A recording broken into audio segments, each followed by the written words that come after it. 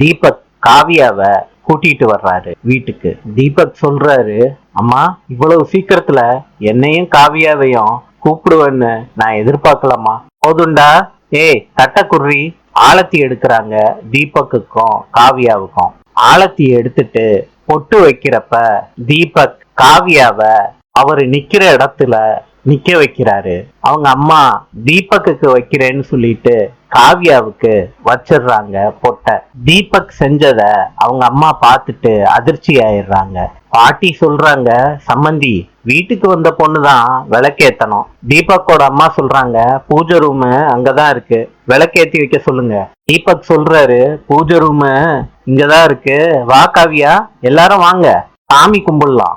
காவியா விளக்கேத்தி வைக்கிறாங்க. தீபக்கோட அம்மா திரும்பி பாக்குறாங்க காவியா விளக்கேத்தி வைக்கிறத. மனசுக்குள்ள நினைக்கிறாங்க, இந்த வீட்டுக்குள்ள நீ எப்படி வாழ்றன்னு நான் பாத்துடுறேன். நாளை சந்திப்போம்.